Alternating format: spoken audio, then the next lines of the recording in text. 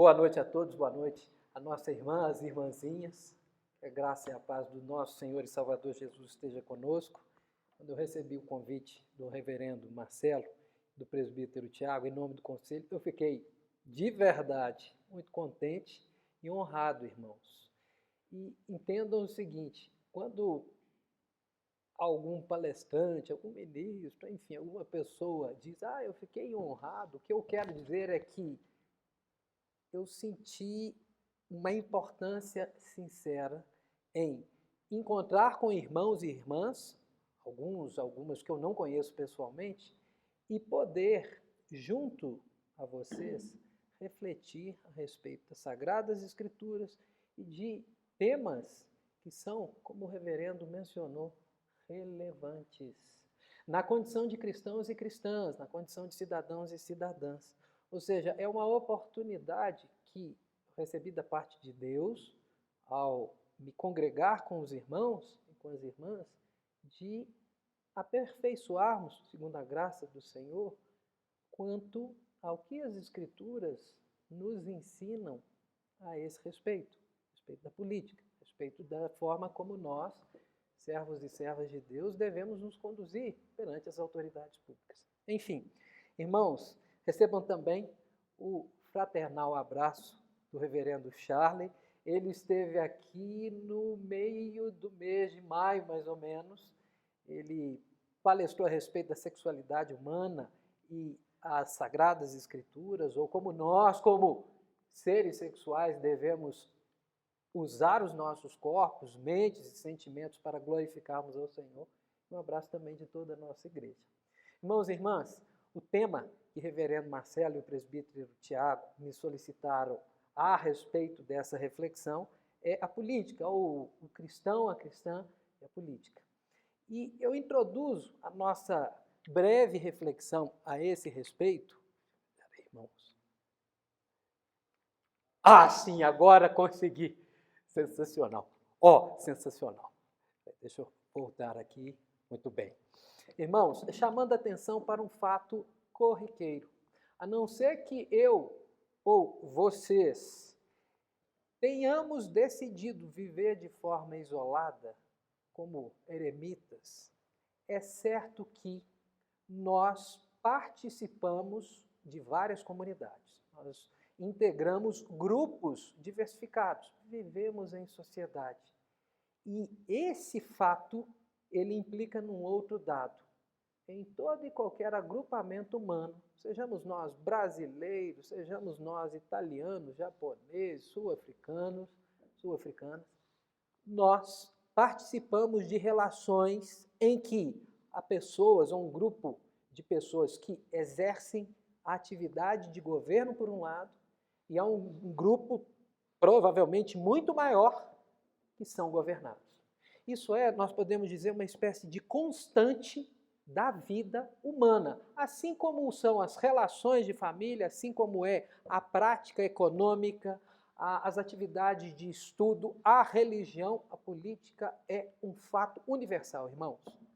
Agora pensem no seguinte, na condição de cristãos e cristãs, essa atividade ou essa experiência do nosso cotidiano, ela tem significados distintos para as pessoas que não são cristãs. O que eu quero dizer com isso?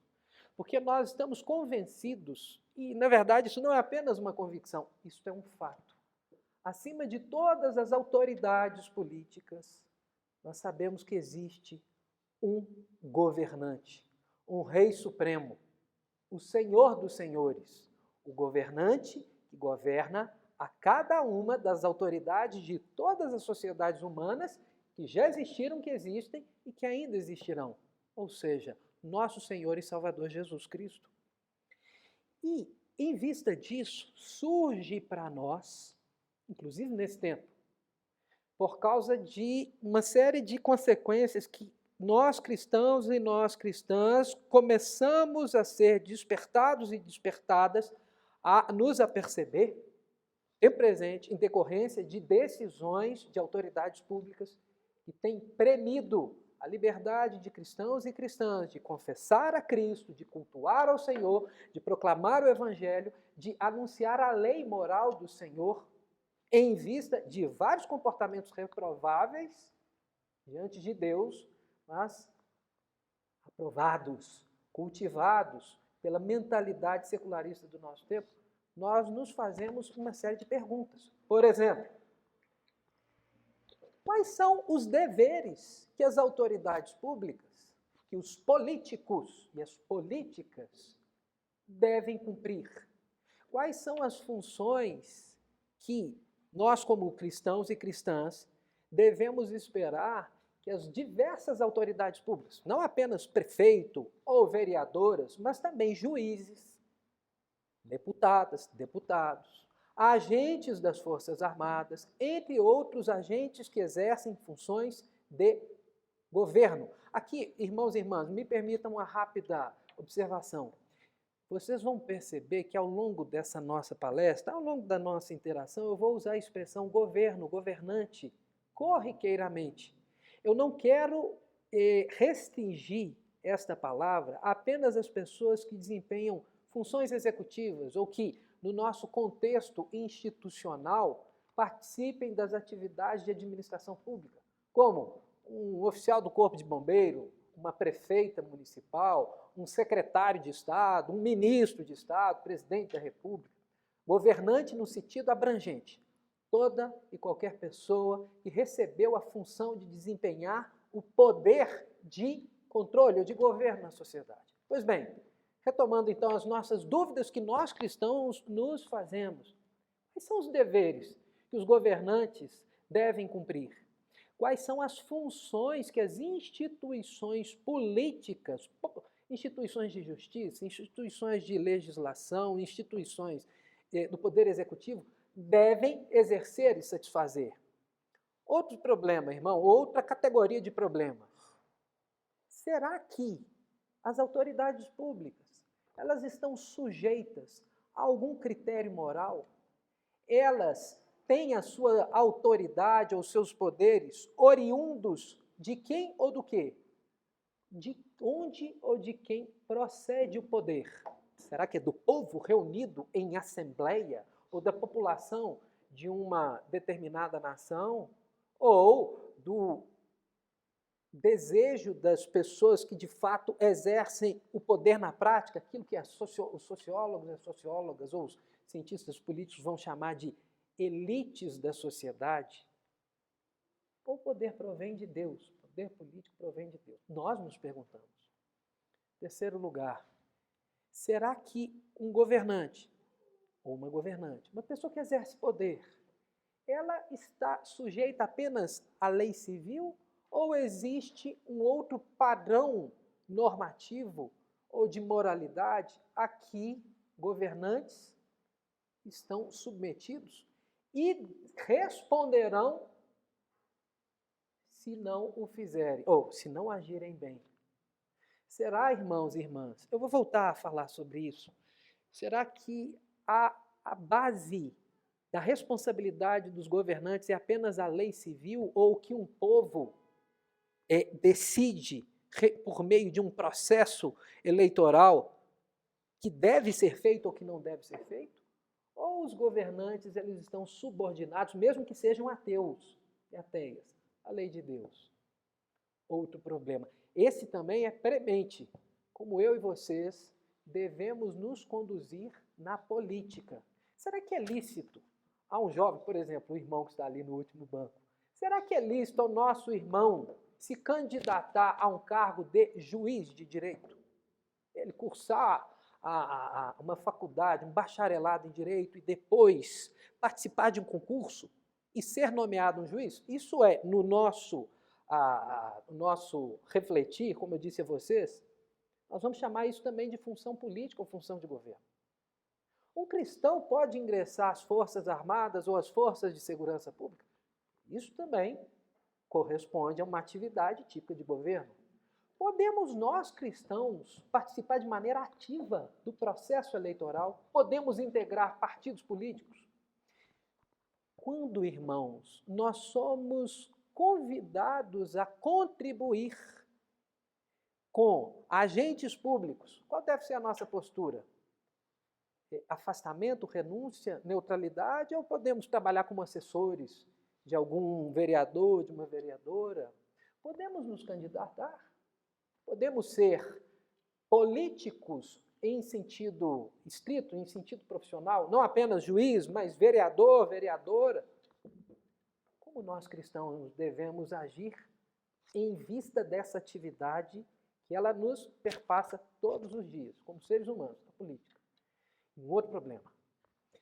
Esse outro problema, na verdade, irmãos, há várias perguntas, dúvidas, há vários sentimentos que a política ela provoca em nós como cristãos e cristãs. Eu faço nesse quadro uma síntese daquilo que talvez sejam os mais prementes ou os mais importantes problemas ou dúvidas que nos vêm à mente, e de forma geral. E de certo, pessoal com todo respeito, nós poderíamos escolher como um curso de escola dominical por 3 meses, 6 meses, diversos problemas práticos relativos ao cristão e à política, como disse a vocês, participar, integrar ou fundar um partido político. Qual deve ser a postura prática durante o processo eleitoral? Devemos nos mobilizar? Podemos fazer campanha em favor de um candidato, uma candidata? Ou devemos ter uma postura crítica e dizer que qualquer tipo de campanha política ela é inadequada como cristãos e cristãs? Mas, enfim, eu imagino que essas questões elas podem, portanto, resumir num quadro geral os principais problemas que nós enfrentamos. E o último desses que eu quero destacar e eu reitero, providencialmente, o reverendo Marcelo leu conosco o Salmo de número 82. E Asaf, ele se deparava com um dilema profundo. Ele via com seus olhos uma população padecendo pela ou omissão ou pela atuação reprovável de governantes que não cumpriam os seus papéis. Pois bem, irmãos e irmãs, quando aqueles que exercem poder político, eles suprimem as nossas possibilidades de estarmos aqui congregados e congregadas em nome do Senhor Jesus, o governante dos governantes, ou suprimem os nossos bens, a nossa liberdade, ou talvez até a nossa vida, usando dos poderes públicos e institucionais que essas pessoas têm e que nos afetam.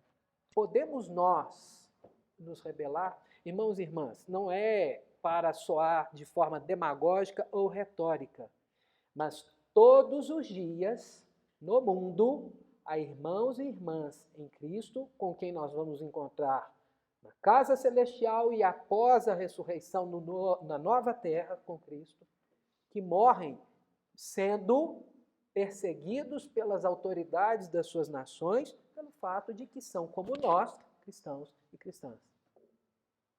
Será que, à medida em que o quadro sociopolítico da nação ele vai sendo modificado em passos rápidos e a comunidade cristã da sociedade, ela percebe estar sob premência, sobre oposição efetiva daqueles que deveriam defendê-la como governantes?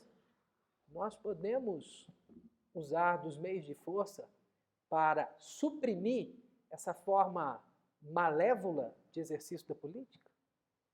Será que só eu que já pensou, já cogitou de forma afetiva, já tive desejos de dizer não, o senhor não pode fazer isso, o senhor está praticando o mal? Agora percebam o seguinte, isso nós também falaremos um pouco mais adiante. Quando a Igreja do Senhor se iniciou, ela também foi alvo de oposição dos governantes. E o exemplo culminante de uma pessoa que foi oprimida por agentes políticos não foi ninguém menos do que nosso Senhor e Salvador Jesus. Irmãos e irmãs, em síntese, como nós, cristãos e cristãs, devemos participar ou antes compreender a política. O objetivo dessa nossa palestra ou dessa nossa aula Em resumo, irmãos, em primeiro lugar, nós tentarmos formular uma compreensão resumida ou sintética do que é a política. Enfim, tentarmos entender de uma maneira razoável o que vem a ser a política. É claro, irmãos, nós temos cerca de 1 hora e 15 minutos, não é, reverendo? Para concluir as nossas reflexões e depois, eu creio que se os irmãos e as irmãs quiserem interagir, antes ou depois, fiquem à vontade. Eu também sou professor na faculdade e perguntas, irmãos e irmãs, é algo estimulante. Então, ninguém deve ficar em silêncio se porventura desejar fazer um comentário, fazer uma pergunta, pedir um esclarecimento, ou pedir, irmão Daniel, será que você pode repetir essa frase? Eu quero compreendê-la melhor. Enfim, irmãos, primeiro ponto vamos tentar entender o que é política? 2, me parece também relevante que nós compreendamos, mesmo que de forma geral, e na verdade esse é o nosso propósito, como as pessoas não cristãs da nossa sociedade têm entendido o que é a política.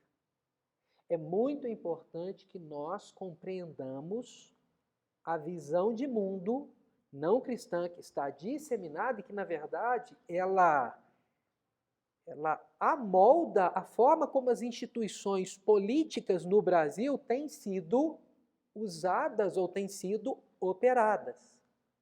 Não basta apenas que nós entendamos o que é a política, é necessário que nós compreendamos quais são, em síntese, as ideias que motivam a maior parte dos políticos e da população em geral a compreender e participar da política.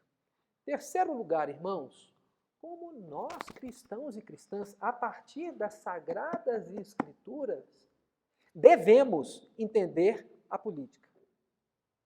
E nesse caso, não se trata de uma opinião, uma ideologia, uma inspiração, é aquilo que Deus, o Todo-Poderoso, concebeu em relação à política. Irmãos e irmãs, em síntese, o que nós pretendemos nesse nosso encontro é também responder qual deve ser, na prática, a forma de nós atuarmos na política. O que eu posso dizer em resumo? A nossa meta aqui é fazer uma introdução ao pensamento cristão reformado a respeito da política. E esse é um ponto que eu quero, antes de avançarmos, concluir a nossa introdução, chamando a atenção. É indispensável que um professor, uma professora, enfim, uma pessoa que seja designada para lecionar uma aula ou fazer uma exposição qualquer, ela informe ao seu público quais são as suas convicções iniciais.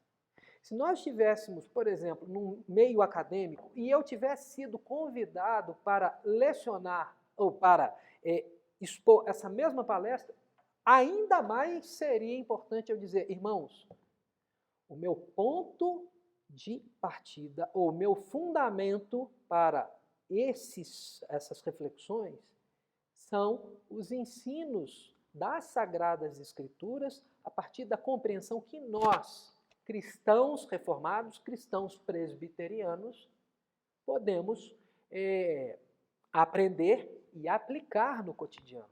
Em outras palavras, essa não é uma palestra que é feita do ponto de vista de uma ideologia humanista, como é o marxismo. Esta não é uma reflexão que é concebida a partir de uma compreensão humanista liberal. Esta não é uma palestra que foi concebida a partir de um ponto de vista cristão católico romano, mas sim cristão reformado, como é o caso da nossa igreja presbiteriana Jardim Canadá. Compactuo com os irmãos pela graça de Cristo desse entendimento. Irmãos e irmãs, é o que nos é de mais relevante fazer, em outras palavras, a partir das Escrituras Sagradas, segundo uma compreensão apurada e fiel dos seus ensinos, ou seja, a compreensão reformada. Enfim, em primeiro lugar, então, irmãos, o que nós precisamos fazer? Adquirirmos uma noção razoável do que vem a ser a política. E nesse caso, eu convido a vocês a pensarem no significado original da palavra política. Eu tenho essa prática e eu tenho certeza que o reverendo Marcelo, lá no seminário, também foi estimulado a fazer o mesmo. Quando nós, na língua portuguesa, identificamos alguma expressão que é importante, uma palavra, um termo, não apenas para compreendermos o seu significado acadêmico, teológico, de outra ciência humana, ou ciência exata, ou de uma formação técnica, é importante que nós pensemos o que a palavra que deu origem ao termo português significava. E a palavra portuguesa latina política, ela se origina de uma palavra muito parecida, do grego antigo, que é politeia. E o que significava politeia? O apóstolo Paulo, quando discursando em grego, ele eventualmente usava essa palavra. O que ele queria dizer? Um advogado romano, quando estava perante uma corte em que não se falava latim, mas grego, que era a língua franca, à época em que o Senhor viveu aqui na terra, ou os apóstolos, como o inglês é hoje, a grosso modo. Quando se usava a palavra politeia, o que esse jurista queria dizer? Uma dona de casa visitando uma feira livre na sua cidade, ou uma feira no campo, e ela usasse essa palavra com suas conhecidas ou seus conhecidos. O que as pessoas queriam dizer, irmãos? Em resumo, aquilo que é próprio do governo e das instituições de governo de uma cidade. A palavra polis é uma palavra grega que significava cidade. É curioso que essa palavra, ela tem um sentido parecido com o nosso, porque quando nós dizemos, olha a cidade de Nova Lima, nós não estamos a nos referir apenas às ruas, aos bairros, às construções comerciais, públicas ou residenciais. Nós estamos a nos referir às pessoas, à população e às instituições que funcionam naquela cidade. É a Prefeitura Municipal, a Câmara dos Vereadores, o serviço educacional composto por escolas públicas, escolas privadas, os hospitais públicos, as clínicas privadas. Eu sei que Jardim Canadá é um distrito de Nova Lima, mas se aqui fosse uma cidade, ou eventualmente no futuro, se Jardim Canadá se emancipar e se tornar um município, a palavra polis, ela podia ser usada, a grosso modo, para se referir a Jardim Canadá. Fala, meu querido. Não, sem pedir desculpa, por favor, isso me enche de alegria.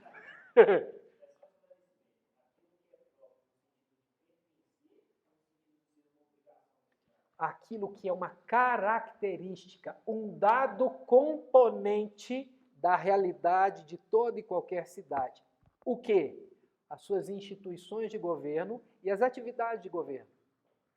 Portanto, irmãos e irmãs, a palavra grega, que é muito parecida com a nossa palavra, ela nos fornece uma importante, por assim dizer, pista para nós compreendermos o que é de forma objetiva, o que é na prática a política.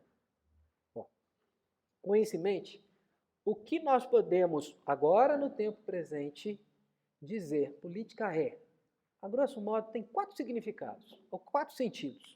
O primeiro deles, irmãos, é o que corriqueiramente nós entendemos. Política é o conjunto das atividades de governo e das instituições de governo. Como eu disse na introdução, e de forma abrangente, o que um policial militar faz? Ele exerce uma função de governo. É claro, ele não é o governador do Estado. O governador do Estado é o senhor Romeu Zema. Mas do policial militar, o soldado, até o coronel, comandante, chefe da Polícia Militar do Estado de Minas Gerais, estão a desenvolver atividades de governo, de controle da vida em comunidade. Além dessas atividades, irmãos, como as atividades que a Câmara dos Vereadores aqui de Nova Lima desempenha, se bem ou mal, isso é um outro tema, mas enfim, as atividades que os secretários municipais de educação, de meio ambiente, de finanças públicas, de regulação urbana ou de uso de imóveis do município, atividade de governo. Irmãos, e por outro lado, as organizações de governo. A A vara do trabalho aqui de Nova Lima. Eu não sei se tem 2 varas do trabalho. Quando eu advoguei, eu já vim aqui em Nova Lima em algumas ocasiões. Então havia um juiz que atuava. Mas além do juiz ou juíza do trabalho aqui de Nova Lima, nós temos o Fórum de Nova Lima, com 3 juízes e juízas cíveis, 2 ou 3 juízes criminais. Essas instituições são instituições, repito, em sentido amplo de governo, prefeitura municipal, a secretaria A, B, etc, etc. Esse é o primeiro significado de política. O segundo, irmãos, é o conjunto, ou melhor, eu já me antecipei, falei sobre atividades governamentais e as instituições. Terceiro lugar, as ideias que nós concebemos a respeito da política. Eu usei a expressão crenças e valores, mas entendam isso de forma resumida. Aquilo que nós acreditamos que devem ser as funções do governo e aquilo que nós entendemos que são os valores que as instituições públicas devem materializar no seu dia a dia. Toda e qualquer, eu vou chamar assim por alto, toda e qualquer filosofia a respeito do que deve significar a política. Esse é o terceiro sentido. E em quarto e último lugar, irmãos, é o sentido acadêmico. São as atividades que se desenvolvem em instituições de ensino ou de ciência e que se voltam a estudar as atividades governamentais, as organizações governamentais e as filosofias a respeito da política. É aquilo que sociólogos, cientistas políticos, historiadores, filósofos, até juristas fazem. Mas e para nós? Para a nossa reflexão aqui, para a nossa conduta como cristãos e cristãs, é o primeiro sentido, sobretudo, que nós devemos estar atentos. A partir do momento que eu e vocês fixarmos algo que nós já vivenciamos na prática. Não é algo que vocês desconhecem, irmãos e irmãs. É algo que nós tomamos parte no dia a dia. Isso facilita, isso simplifica a nossa maneira de pensar a respeito e de nos conduzir. Em outras palavras, irmãos, política pode ser definida como o somatório das atividades, das organizações, das instituições de governo. Não importa se essa atividade ou essa instituição seja chamada de instituição de justiça, instituição legislativa, instituição do poder executivo, militares, civis. Toda e qualquer organização cujos integrantes exercem funções de governo, isto é política. E, na verdade, as atividades correlatas. Participar de uma mobilização para escolher um governante também é uma atividade política. Ou seja, participar das eleições. Isso é uma atividade que integra o funcionamento das instituições. Muito bem. Agora, entendam o seguinte. Existem várias maneiras como nós, em sociedade, nos organizamos para controlar a forma como nós interagimos uns com os outros. A atividade de governo ela é uma forma de controlar o convívio entre as pessoas. Mas na minha casa, quer dizer, no meu apartamento, eu e minha esposa também controlamos o comportamento dos nossos 3 filhos. Nós tentamos fazê-lo, como a nossa irmã, com a filhinha e com os filhos, e com o marido. Isso é tentar controlar o comportamento, é tentar incutir modelos de conduta, formas de interagir de maneira correta um com o outro. Mas o que diferencia, irmãos e irmãs, as atividades e as organizações políticas de outras atividades que também são usadas para manter a ordem de convivência uns com os outros? O ensino religioso, a moral religiosa é uma forma de nós estabelecermos padrões de convivência uns com os outros. A moralidade disseminada na sociedade também. O ponto distintivo é, irmãos, só as autoridades políticas podem usar ou podem ameaçar usar a força física para cumprir seus propósitos de controle da vida em comunidade. Eu, eventualmente, posso me valer da força em legítima defesa pessoal da minha família ou de amigos e de conhecidos. Mas quem tem a prerrogativa cotidiana de usar da força é o somatório dos agentes e das instituições públicas. Um juiz de direito, quando chega à conclusão que uma pessoa má pagadora, ela deixou de cumprir com a sua obrigação, e ele determina que bens pessoais desse cidadão ou dessa cidadã sejam penhorados e vendidos, isso é feito à força, mesmo que a pessoa não queira. E se ela resistir, o agente público ou a agente pública designado para retirar o bem da sua posse será acompanhado de policiais militares que podem usar dos meios de força para debelar qualquer reação desta pessoa. É óbvio, irmãos e irmãs, que os senadores e as senadoras não vão nos ameaçar usar da força. Existem outros agentes. Mas o que eles fazem? Eles aprovam as leis às quais nós estamos subordinados e que, se nós não obedecermos, poderemos padecer consequências. Pagamento de multa, perda de prerrogativas. Por exemplo, se eu violar a lei de trânsito reiteradamente, eu terei a minha licença de condução suspensa ou cassada. Isso é uma medida de força em alguma medida. Eu posso protestar, mas eu não poderei mais guiar o meu veículo. E se eu insistir, estarei sujeito a outras formas de punição. Irmãos, em síntese, política, para que fique bem claro, é esse conjunto de atividades e instituições que são estabelecidas e praticadas para o controle do nosso convívio uns com os outros, umas com as outras, e que se diferencia de todas as outras espécies de controles sociais em razão do uso da força, ou a possibilidade final do uso da força. Muito bem. Irmãos e irmãs, como a política tem sido compreendida por não cristãos e não cristãs, e é lamentável também reconhecer, até mesmo por cristãos e por cristãs. Qual é, em resumo, pessoal, a visão de mundo que eu tenho certeza, todos vocês e eu conhecemos muitas pessoas que pensam assim. Uma cosmovisão que eu posso chamar de secularista, porque ela é anticristã, ela é baseada numa ideia que exclui Deus, o Deus verdadeiro, a Santíssima Trindade, o Pai, o Filho Jesus e o Espírito Santo, de sua reflexão, de suas percepções e de suas práticas. Qual é, em síntese, irmãos, a forma como não cristãos e não cristãs no nosso tempo concebem a origem do poder político, as funções e os deveres das autoridades públicas e os limites para o exercício da política. Se existe ou não algum limite moral. Se a autoridade pública, se as instituições estão subordinadas ou não a algum outro controle que não o próprio poder ou a vontade dos líderes ou a sociedade como um todo. Notem o seguinte, irmãos. Só um momento. Em geral, é dito que o poder político da sociedade brasileira, paraguaia, argentina, chilena, uruguaia, norte-americana, canadense, sul-africana, nigeriana, israelense, japonesa, chinesa, ela procede dos próprios seres humanos.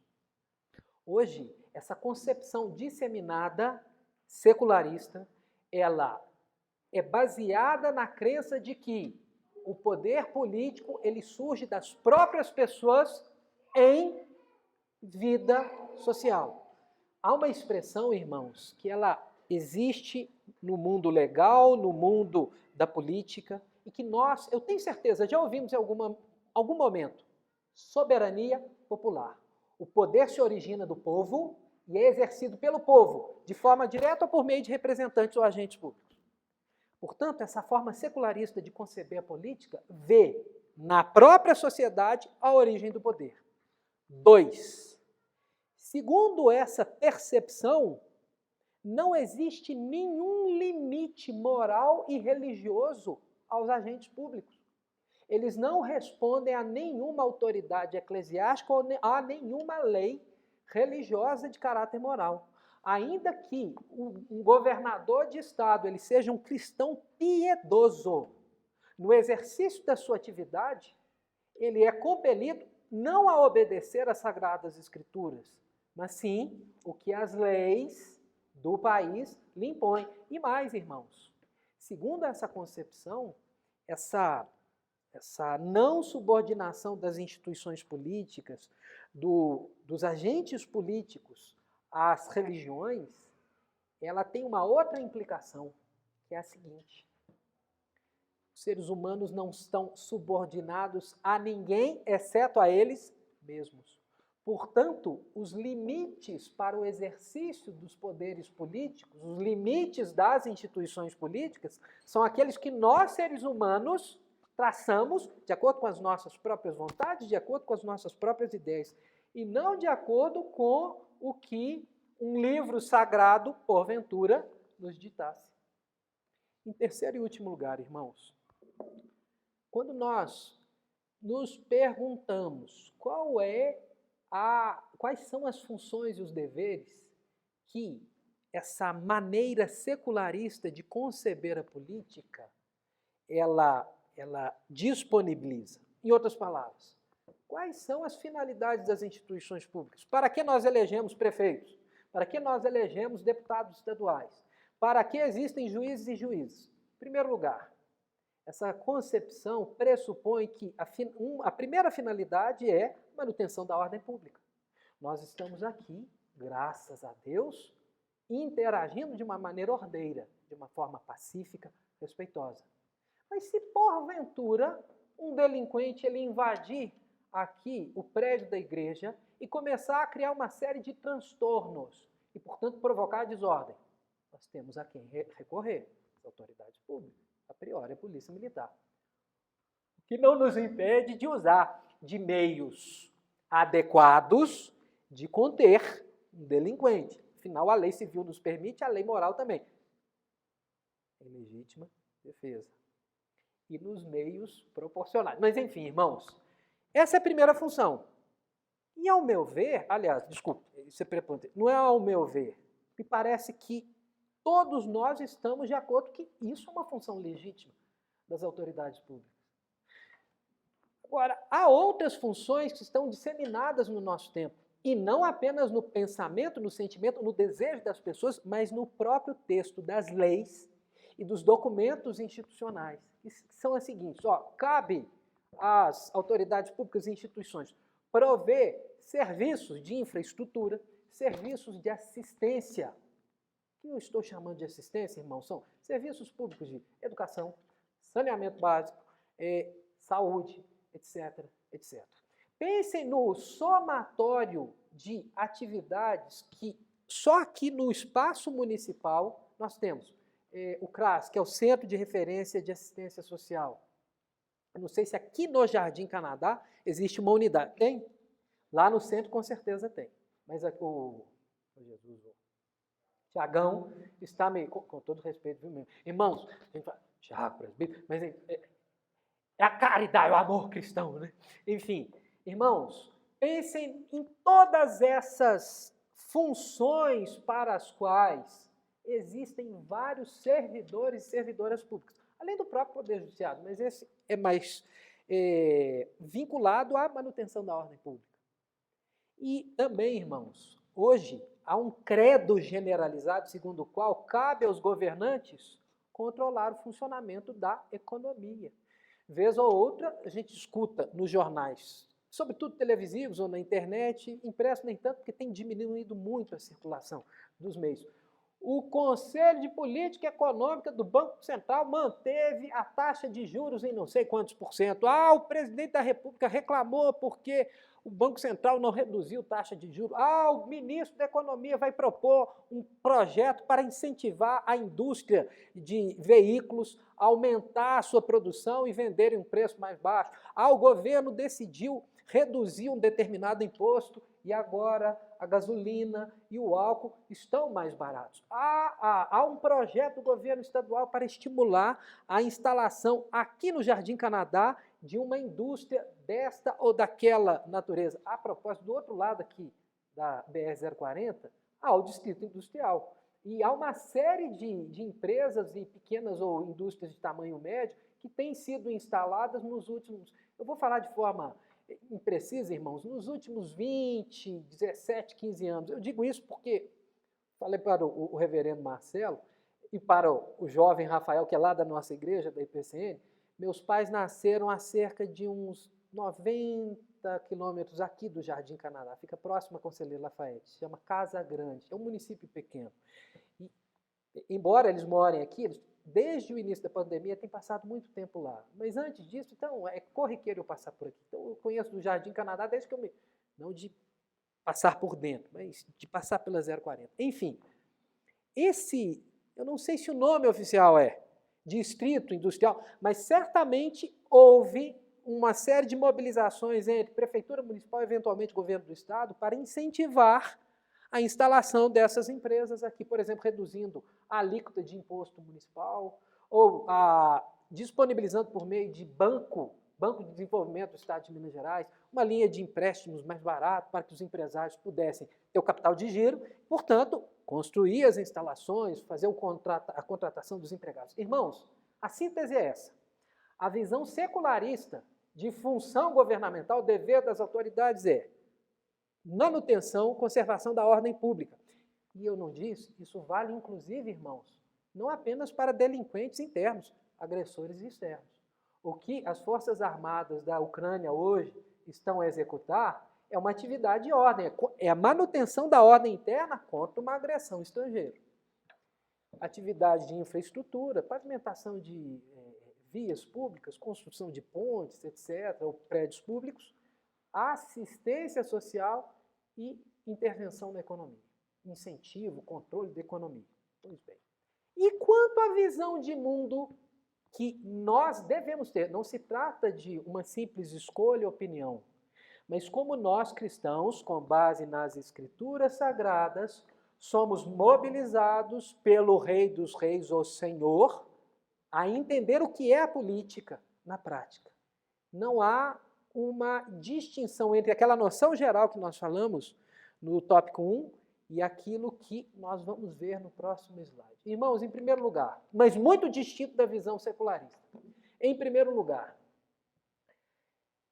é notável o fato de que todos os poderes públicos, ou todas as autoridades públicas, elas recebem os seus mistérios, as suas prerrogativas, em última análise, daquele que é o soberano do universo e da humanidade, o Deus Todo-Poderoso.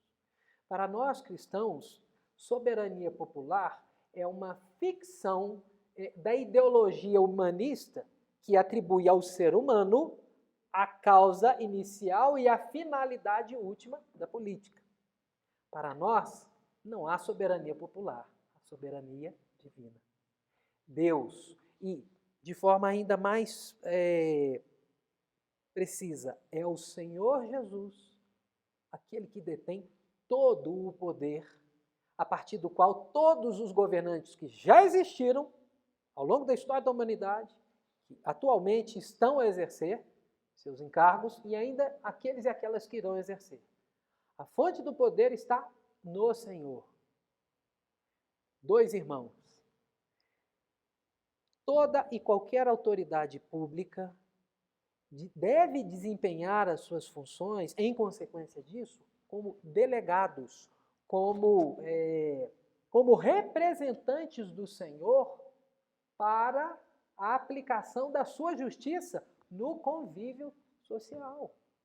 Se o poder provém do Senhor, ainda que exercido em uma sociedade, vamos chamá-la de democrática, como é a brasileira, afinal, as nossas leis atribuem aos cidadãos e às cidadãs a prerrogativa de escolher alguns líderes políticos, mas o fato é que todo e qualquer agente político, toda e qualquer agente política está subordinada à lei de Deus como seu representante para desempenhar funções que Deus a elas e a eles delegou. E a esse respeito, irmãos, é imprescindível que nós enfatizemos esse ponto. Eu digo que é necessário enfatizar porque este é um critério a partir do qual nós vamos avaliar o adequado ou inadequado desempenho dos políticos, ou eventualmente de nós, se nós viermos a exercer cargos políticos. É o seguinte, não é a vontade humana, não são as convenções sociais, não são as opiniões da elite política, não é a concepção habitual que está disseminada entre os brasileiros e as brasileiras hoje, no ano de 2023, que delimitam quais são as balizas da política, em outras palavras, os limites aos quais prefeito, governador, presidente, vereadoras, deputadas estaduais, senadoras da República, juiz, desembargador, ministro de STF estão limitados. É a lei de Deus. Irmãos, aquilo que, em síntese, é designado pelas Escrituras como o decálogo ou os 10 mandamentos.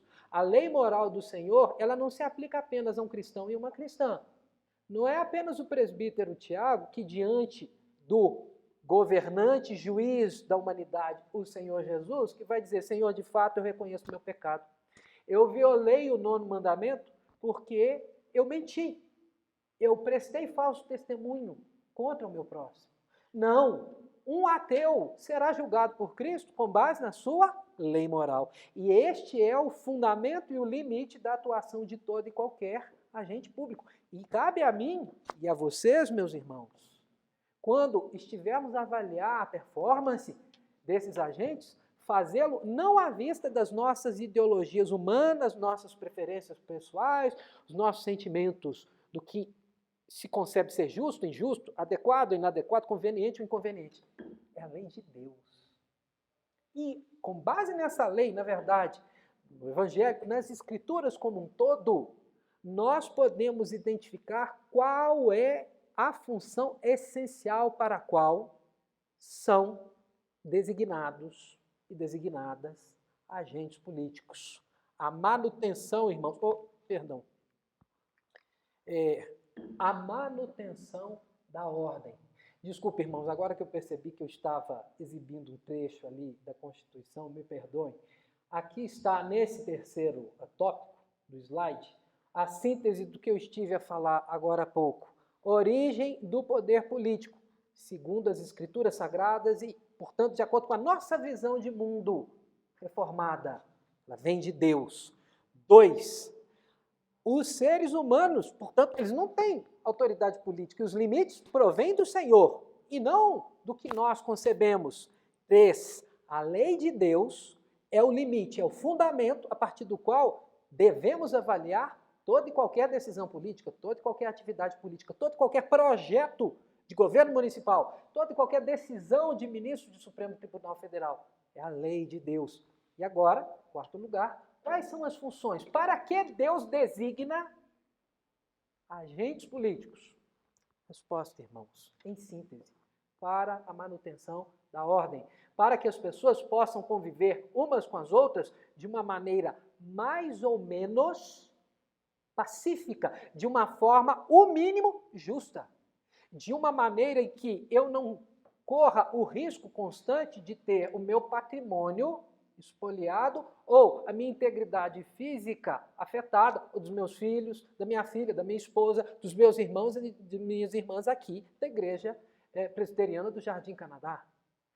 Deus designa, irmãos, agentes públicos para impor àqueles e aquelas que descumprem suas promessas, não satisfazem as suas obrigações, que eles sejam forçados a fazê-lo.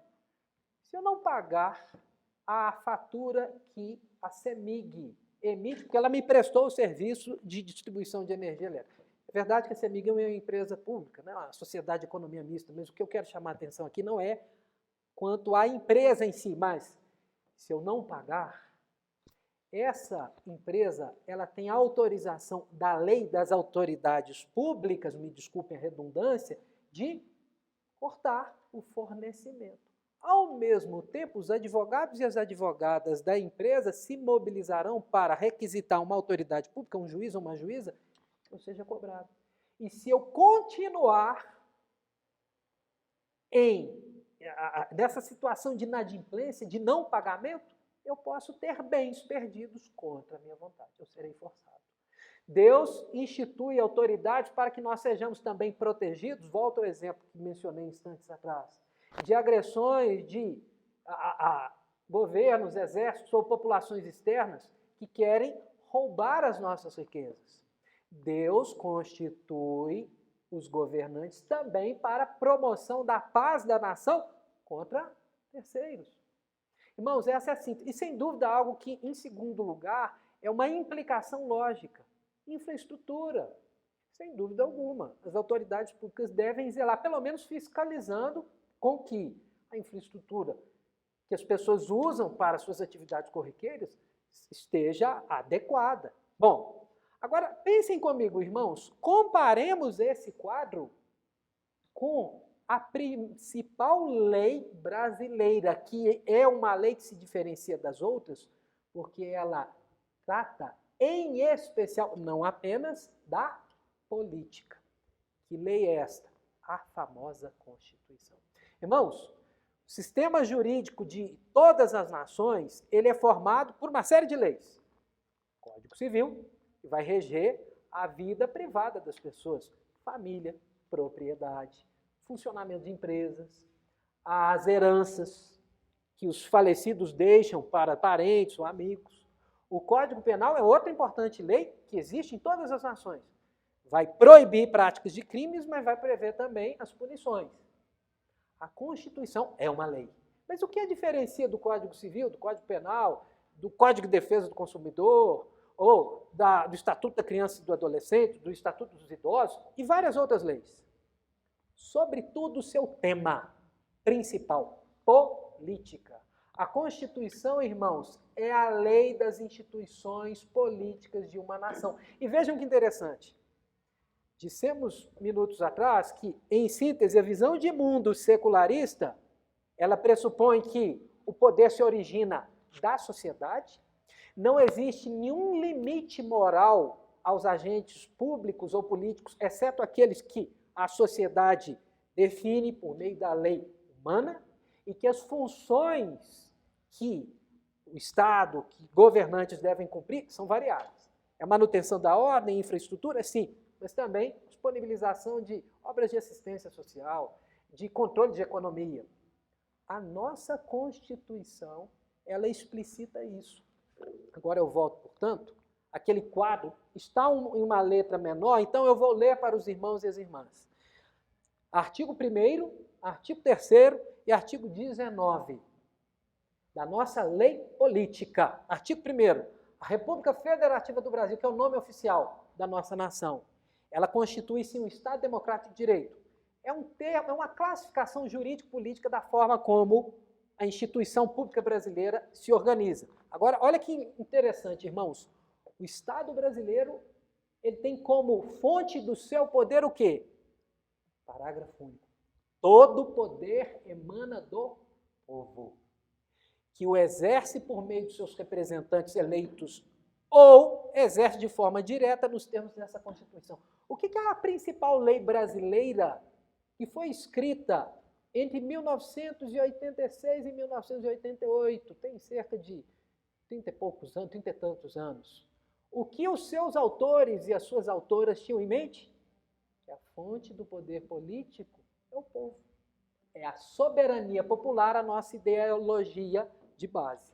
Mas, artigo 3º, constituem-se objetivos, as metas das instituições públicas no Brasil.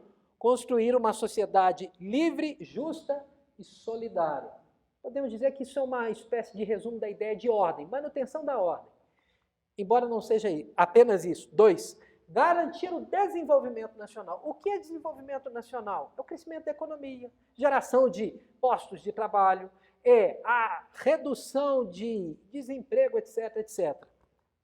3,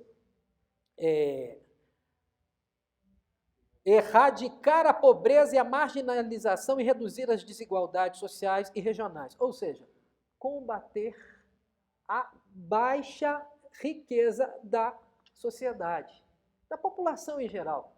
Pergunta aos irmãos e às irmãs. Há pouco tempo, ao tentarmos divisar quais são as funções designadas por Deus para os governantes, redução da pobreza é uma função? Daqui a pouco nós veremos, à luz das Sagradas Escrituras, quais são as funções de fato. Em outras palavras, se há razão ou não para identificar, na visão de mundo cristã, a função da ordem pública e as atividades correlatas de infraestrutura. Irmãos, quinto lugar, promover o bem de todos sem preconceito de origem, de raça, sexo, cor, idade, quaisquer outras formas de discriminação. Esse item de número 5, esse inciso 5º, nós podemos dizer que é uma maneira de expressar a manutenção da ordem pública, o tratamento igualitário. Sem dúvida, isso é correto. Mas, como nós já havíamos mencionado, será que esse somatório imenso de recursos financeiros que todos os anos eu e vocês, de forma direta ou indireta, pagamos por meio de tributos, para que o Estado em sentido amplo, governo federal, governo estadual, governo municipal, instituições do Poder Executivo, Poder Legislativo, Poder Judiciário, desempenhando suas múltiplas funções, mas será que cabe, à luz da palavra de Deus, que os agentes públicos intervenham na economia, disponibilizem obras de assistência social? Eu convido os irmãos que trouxeram para que nós abramos a carta que o apóstolo Paulo escreveu à igreja que morava, à época, na capital política do Estado que governava a maior parte da Europa Ocidental, o norte da África, a região da Ásia Menor e a Judéia, ou seja, Roma. Paulo, irmãos, mais ou menos entre, agora eu esqueci, eu não sei se é entre o fim do ano 57 e início do ano 59, aí o reverendo Marcelo Germano pode me corrigir. O apóstolo Paulo ele se encontrava na cidade de Corinto, sul da Grécia, a região da Acaia, e ele resolve comunicar aos irmãos e às irmãs das igrejas de Roma. Eu digo igrejas porque provavelmente havia mais do que um só grupo naquela época, mas ele escreve em nome de toda a igreja, com o objetivo de informar: eu pretendo fazer uma visita a vocês, e não apenas conhecer aqueles que eu não conheço pessoalmente, mas receber de vocês um apoio material para eu dar início a uma incursão missionária na parte ocidental da Europa, cujo destino final será a Espanha. Irmãos, e aí o que o Paulo faz, o apóstolo? Ele escreve uma espécie de resumo do Evangelho para atestar as suas credenciais apostólicas. Isso é chamado, eu já li certa vez, o Evangelho segundo Paulo, a carta aos Romanos. E depois dele traçar uma série de reflexões teológicas, ele, na parte final, como isso é típico das cartas apostólicas, ele registra as consequências práticas do que Deus ensina a respeito de si e a respeito de nós. Paulo, então, traça regras práticas para os cristãos. No capítulo 13, ele vai abordar, versículo 1 a 7, quais são as funções das autoridades públicas. E ele escreve isso, irmãos, chamando a atenção dos destinatários e das destinatárias da carta, que eles deveriam se conter e não fazer justiça com as próprias mãos, ou seja, não praticar a vingança. Porque nem a lei do Senhor, muito menos a lei civil, por assim dizer, a lei humana os permitiria. Mas, na verdade, há quem Deus havia constituído para aplicar a justiça. Acompanha a leitura, pessoal, que eu farei, portanto, de Romanos, capítulo 13, versículo de 1 a 7. É na versão que eu tenho aqui, mas eu suponho que seja muito semelhante de vocês. Todo homem esteja sujeito às autoridades superiores. E essa expressão em grego, ela poderia ser dita às autoridades políticas. Poder executivo, poder legislativo, poder judiciário, no nosso caso. E para eles também, para elas, romanos e romanas. Por quê? Não há autoridade, entre parênteses, política, que não proceda de Deus. E as autoridades que existem foram por ele instituídas. Veja que dado contextual interessante. Quem era a suprema autoridade naquela época, no dia que Paulo escreveu esse capítulo, irmãos? O imperador que poucos anos depois, o ordenou à morte. Flávio Nero, que não apenas ordenou a morte de Paulo, depois de um julgamento ou depois de um processo judicial em Roma, porque Paulo era cidadão romano, mas de vários cristãos que foram perseguidos impiedosamente. Veja o que Paulo está dizendo. Flávio Nero, ele foi instituído governante. Independente das intrigas palacianas, ele era sobrinho do falecido Cláudio, Flávio Cláudio, o imperador que antecedeu. Ele foi colocado no principado, que era o nome oficial do cargo dele, ele é o príncipes, ou príncipes, por vontade de Deus. Mas isso é paradoxal. Ele era um homem devasso, um déspota, um homem que vivia a praticar arbítrios, como o fez com os cristãos. Provavelmente ele provocou um incêndio em Roma e depois acusou cristãos e cristãs de o tê-lo feito. O que foi um mero pretexto para matar cristãos e cristãs. Aquele homem mau foi constituído por Deus.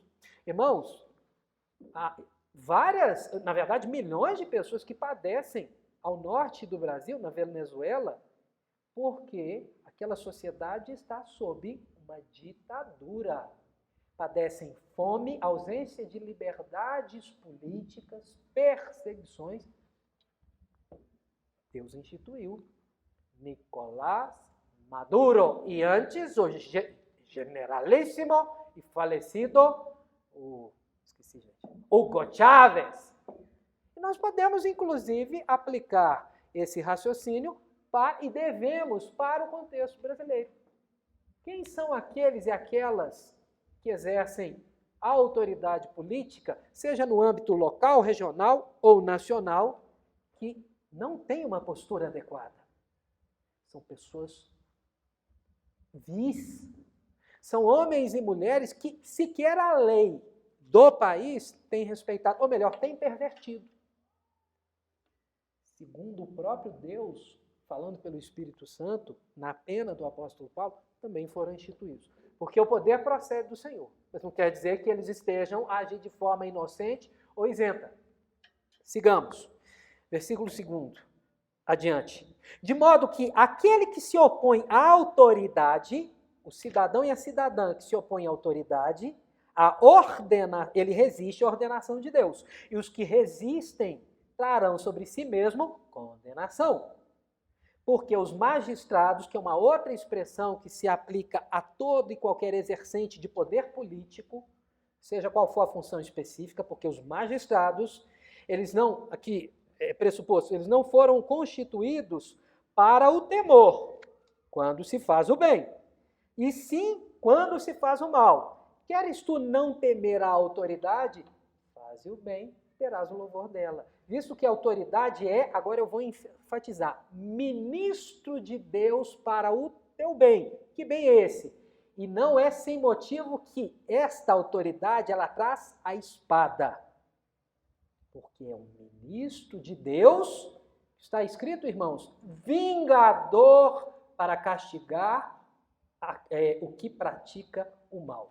O que o apóstolo, pelo Espírito Santo, está a nos dizer é que a finalidade para a qual o Senhor Todo-Poderoso constituiu Flávio Nero imperador, ou permitiu que o senhor fulano de tal fosse juiz da primeira vara civil aqui de Nova Lima, ou a doutora juíza Beltrana de tal fosse juíza da vara criminal. Eu estou especulando, irmãos, porque eu não conheço mais os juízes e juízes daqui. Ou que o Tiago tenha sido eleito deputado estadual. Não estou fazendo profecia também não, viu, Tiago? Enfim, ou que eu, irmãos, eu sou agente público. Eu sou advogado de formação e desempenho um cargo de assessoramento jurídico numa instituição de meio ambiente do estado de Minas Gerais. Eu exerço um cargo público.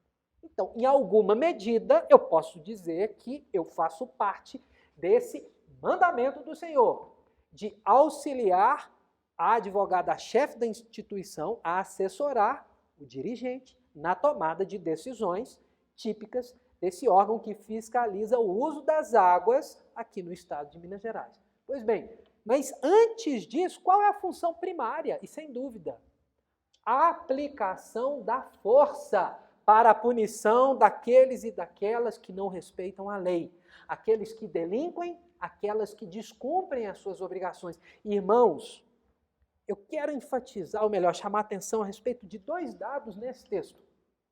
Primeiro é que Paulo faz referência ao instrumento que era usado para a aplicação da pena principal aos cidadãos e cidadãs romanas, a espada.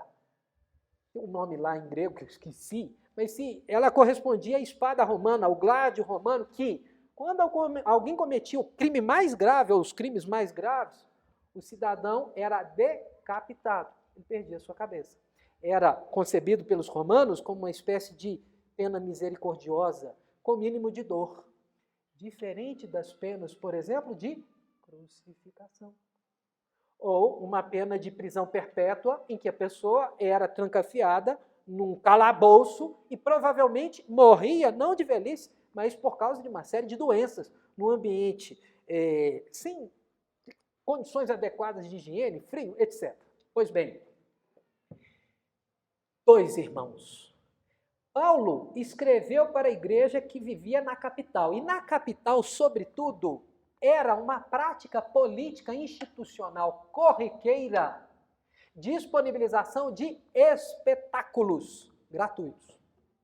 E, ao mesmo tempo, havia uma prática corriqueira de distribuição de alimentos. A expressão pão e circo, ou, no termo latino, panis et circenses, ou circenses, ela deriva de uma forma habitual como governantes em Roma tratavam a população. Forneciam espetáculos de corridas de cavalos, ou de carroças, ou de bigas, espetáculos que hoje nós chamaríamos de circenses, mas também espetáculos sanguinários, como nós já devemos ter, inclusive, assistido em filmes ou a outros meios, batalhas entre homens gladiadores, sem que o povo precisasse, a princípio, comprar o ingresso ou pagar pela distribuição gratuita de alimentos. Irmãos, se Deus, de fato, tivesse instituído as autoridades públicas para prestar serviços de assistência, eu não estou dizendo que isso não deva ser feito. Mas o que Deus nos ensina é que isto não é uma função da autoridade pública. Se fosse, o que Paulo teria acrescentado? Além do mais, em outras palavras, além de usar da força para aplicar a lei, punir delinquentes, obrigar as pessoas que não cumprem suas obrigações a fazê-lo, cabe também aos governantes cuidar dos pobres, dos desvalidos, das pessoas órfãos e viúvas, ou que não têm condições. Comentário aqui que é paralelo. Mas é o próprio Paulo, pelo Espírito Santo, que diz à igreja do Senhor: cuidai das vossas viúvas, dos vossos órfãos, daqueles que não têm meios. Aqueles que foram desprovidos por força própria, ou desprovidos sem razão pessoal, sem motivo ou sem culpa.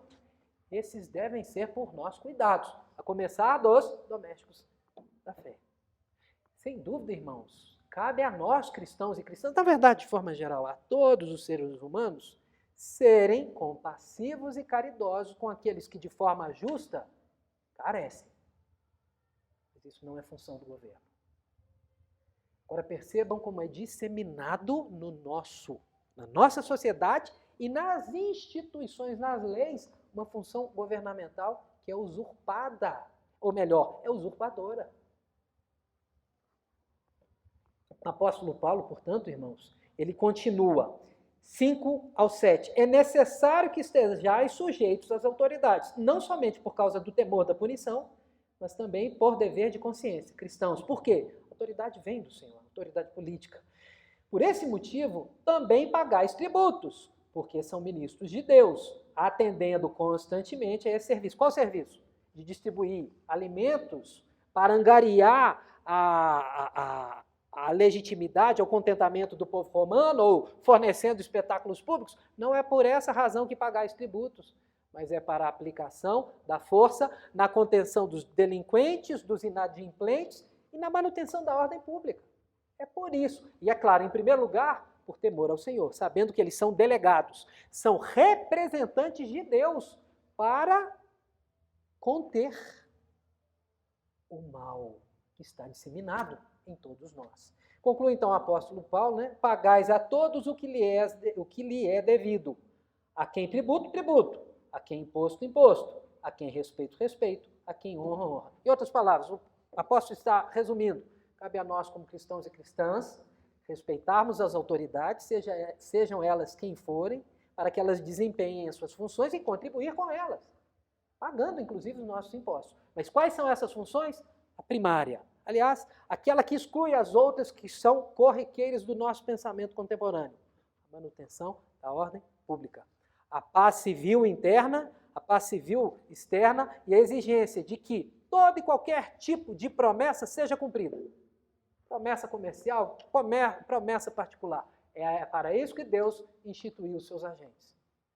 E a propósito, irmãos, eu de forma propositada, aliás, a propósito, de forma propositada é redundante, mas algo que eu e vocês temos que entender é o seguinte: mas por que Deus, ele designou agentes políticos? Ou, em outras palavras, por que, se nós formos hoje, é claro, isso é uma abstração, se nós pudéssemos hoje estar em contato com uma tribo indígena que vive na fronteira do Brasil com a Venezuela, lá haveriam aqueles que exercem funções políticas, ou têm autoridade política para a manutenção da ordem. Porque se nós também pudéssemos fazer essa mesma a reflexão e pensássemos, e lá no Egito atual, ou no Egito antigo, a época de Josué, ou do Êxodo, porque em toda e qualquer comunidade, desde que os seres humanos estão a perambular pela terra, existem aqueles que desempenham funções de controle, funções de governo.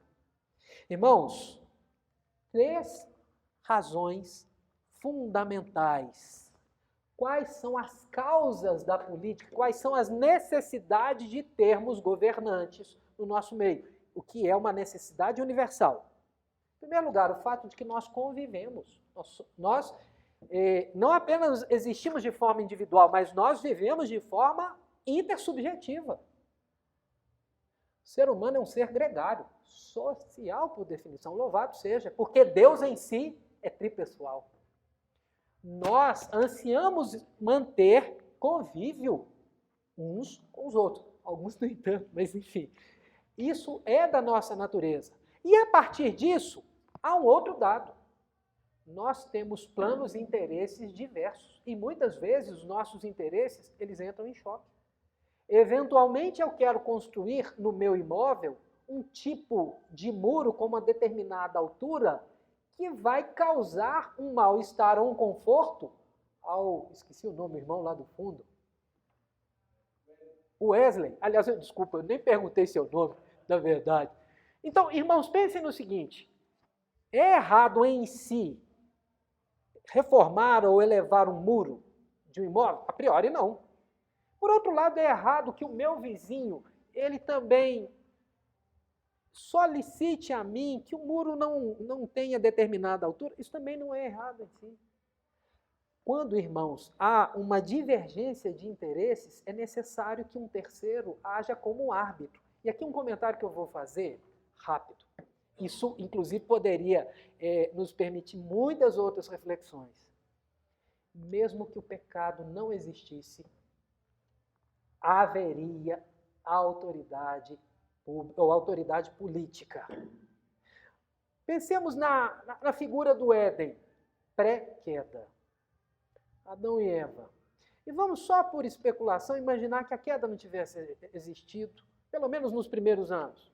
E as primeiras famílias e a primeira comunidade, ela se formasse.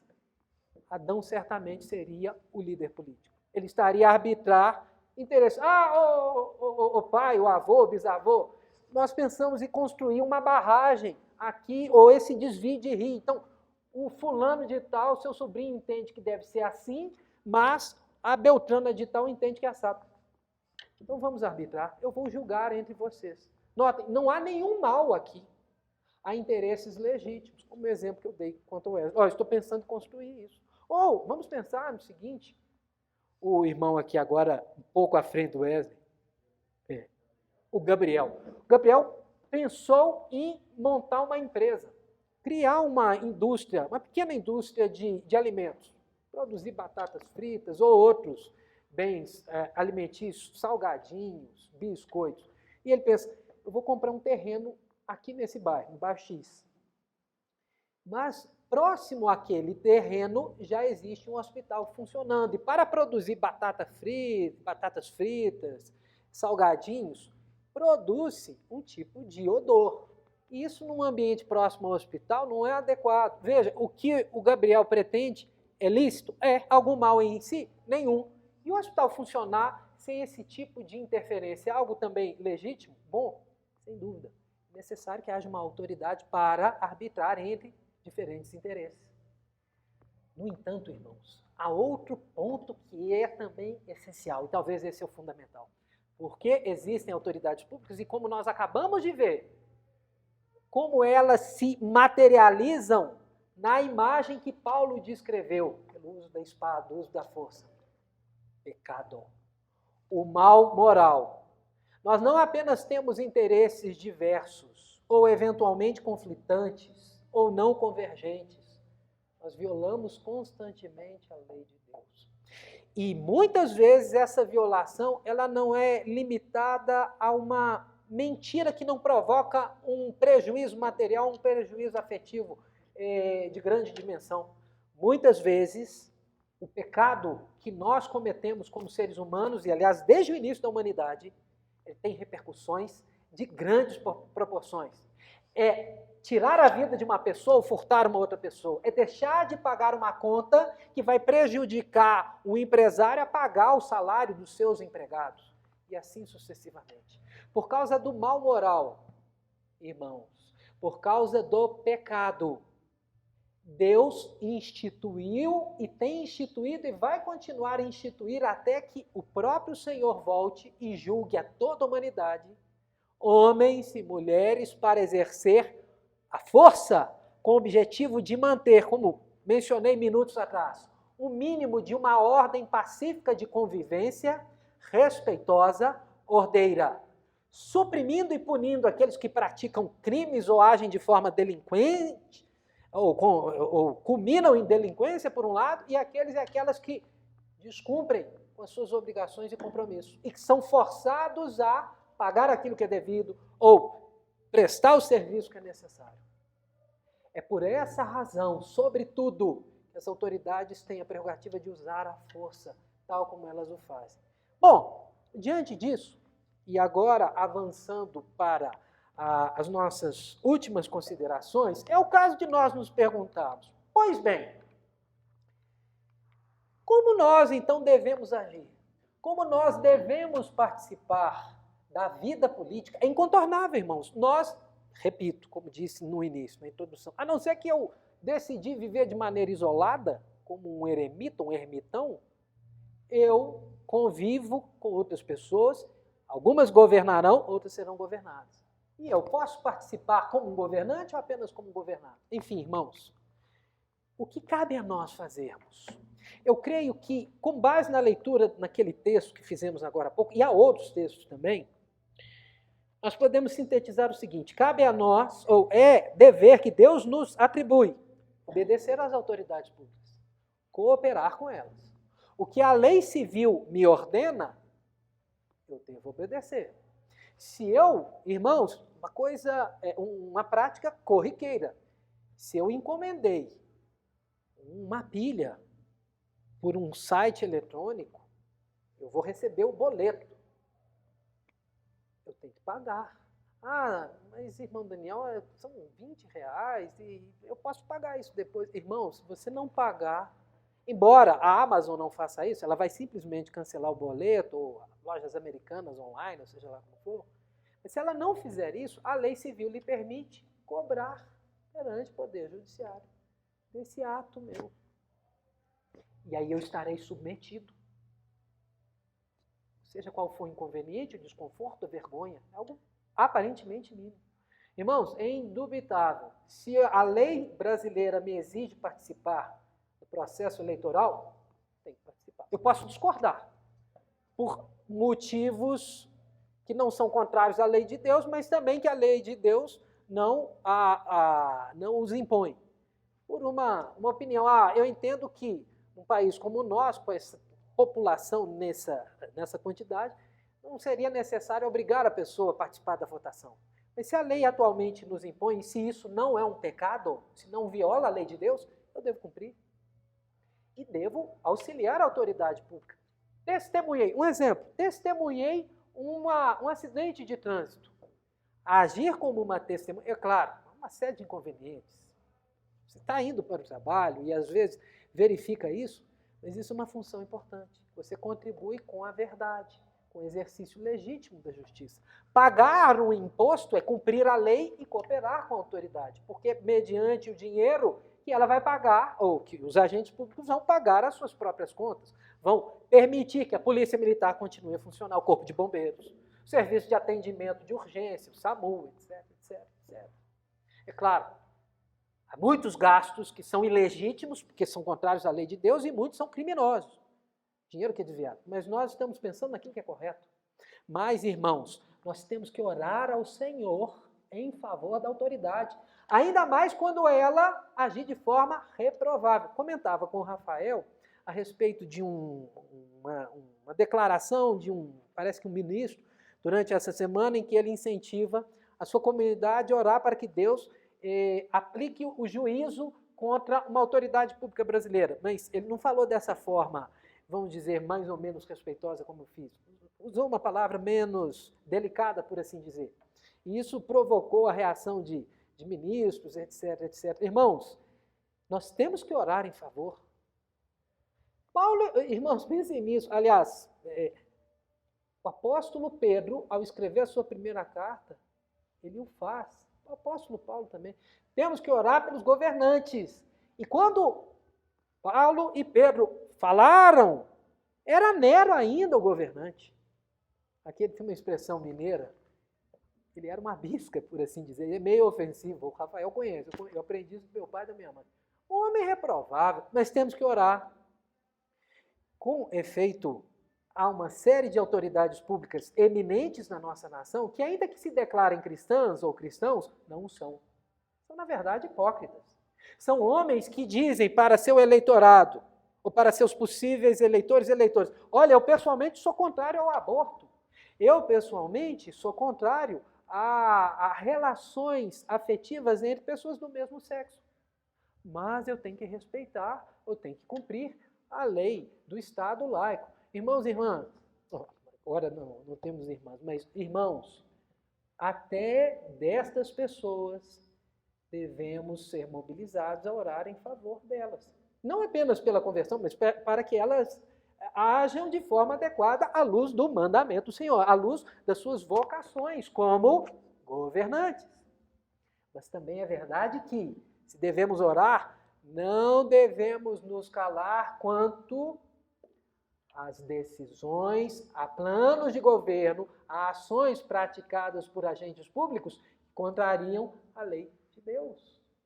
Cabe a nós advertirmos com respeito às autoridades públicas em relação àquilo que elas têm obrado mal. Querem um exemplo? Para mim, contundente. Nosso irmão, o profeta João Batista. Quando o governante principal do território em que ele morava incorreu em um adultério vergonhoso, explícito, quando Herodes, filho de Herodes o Grande, ele se aliançou à esposa ou ex-esposa de seu irmão Filipe, a Herodias. O que o João Batista fez? Ei, não te é lícito tomar como esposa a mulher do teu irmão. É pecado. Irmãos, imagine eu e vocês nos dirigindo a agentes públicos que são devassos e falar de forma respeitosa, porque Deus, e João Batista não falou de forma desrespeitosa, falou a verdade e agiu de forma proba, íntegra. Falamos, segundo a lei do Senhor, você peca. O Senhor não deve agir assim e Deus vai lhe pedir contas. senhor juiz A, senhora juíza B, senhor ministro A, senhora ministra C, senhor presidente, senhora governadora, etc, etc. Você está a violar a lei do Senhor. Cabe a nós fazer. E ao mesmo tempo, irmãos, nós não devemos deixar-nos constranger por decisões que contrariam a lei do Senhor. Irmãos, entendam, cabe a nós exigir que as autoridades públicas elas ajam conforme o chamado de Deus e não o que elas desejam, mesmo as leis civis. Devemos adverti-las. Por outro lado, nós temos da parte do Senhor o dever de sermos agentes, promotores do reino de Deus e temos uma vida ativa enquanto cidadãos e cidadãs. Participarmos da política segundo o que a lei civil, estou me referindo à lei geral da nossa nação, nos exige ou nos impõe. Eu fiz referência, não por acaso, a participar das eleições, porque além de ser um dever civil, nós como cristãos e cristãs precisamos, irmãos. Escutem o seguinte, o apóstolo Paulo era cidadão de Roma. Ele tinha prerrogativas que o apóstolo Pedro, por exemplo, não tinha. E ele jamais deixou de usar as suas prerrogativas jurídico-políticas para agir como um cristão.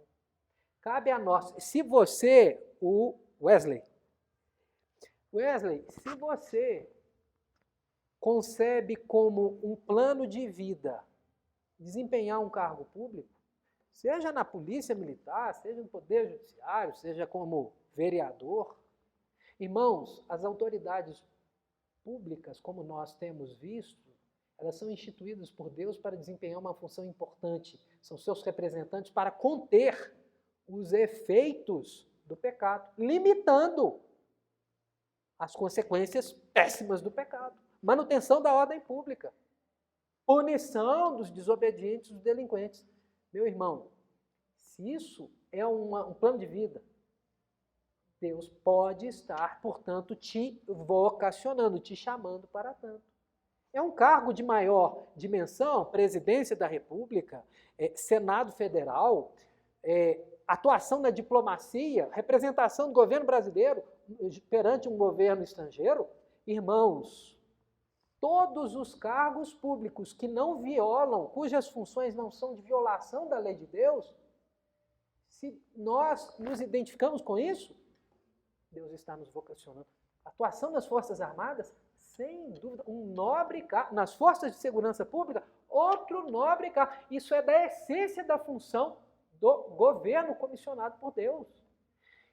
Tem mais ou menos uns 3 ou 4 anos, eu não sei de cor, tem uns 4 anos, em janeiro de 2019 ou de 2018, a Polícia Militar do Estado do Espírito Santo deu início a um movimento de greve. Anos que os policiais não recebiam aumentos, e eu não sei se vocês vão se lembrar disso. A população, ela ficou empolvorosa. Por quê? Delinquentes se sentiram muito à vontade para agir. É claro, aí o governo mobilizou o Exército, a Marinha, fuzileiros navais, etc, etc. Mas, enfim, imaginem um dia sem que os nossos policiais e as nossas policiais, aqui, militares de Minas, estivessem, e os policiais civis também, mas nesse exemplo, os policiais militares, estivessem a prestar esse serviço essencial. Irmãos, essa é uma nobre tarefa também para vocês. Então, nós devemos ser ativos nas eleições, devemos examinar o currículo dos candidatos, das candidatas, devemos examinar a ideologia dos partidos. É um partido que, mesmo que ele não se declare vinculado ao cristianismo de forma geral, mas ele tem no seu projeto político incentivo a alguma pauta que é contrária à lei de Deus, aborto, ao incentivo da sexualização da infância, descriminalização do uso de drogas. Precisamos ter essa postura mental e prática, irmãos. Deus nos chama a isso para participarmos. Agora, se porventura as autoridades, as instituições, as leis passam a nos impor formas de pensamento, decisões, e comportamentos que são contrários à lei de Deus, aí cabe aquilo que nós chamamos de desobediência civil. Ou seja, cabe ou cumpre antes obedecer a Deus do que aos homens. Será que de forma violenta ou de forma pacífica? Esse é o último tópico antes de nossa conclusão. Quais são os limites, irmãos, da obediência ou da participação da política que nós, irmãos e irmãs, devemos? Mas, ou melhor, antes, me perdoem, eu gostaria de ler, e peço a vocês que acompanhem, na primeira carta do apóstolo Pedro, capítulo 2, versículos 13 a 17. A fim de sintetizar, portanto, esse rol de deveres, de funções ou de posturas que nós cristãos devemos ter em relação à política, em relação às autoridades públicas. Bom, disse então o apóstolo da parte do Espírito de Cristo. Primeira carta de Pedro, capítulo 2, versículos 13 a 17. Agora eu vou fazer a leitura e com comentários mais sintéticos. Sujeitai-vos a toda instituição humana. Aqui instituição significa instituição de governo. Por causa do Senhor, quer seja ao rei, como soberano, quer seja às autoridades, como enviadas por ele. E aqui palavras soberano e autoridade são palavras do grego em que o apóstolo se referia a instâncias ou a funções diferentes. Enfim, autoridades...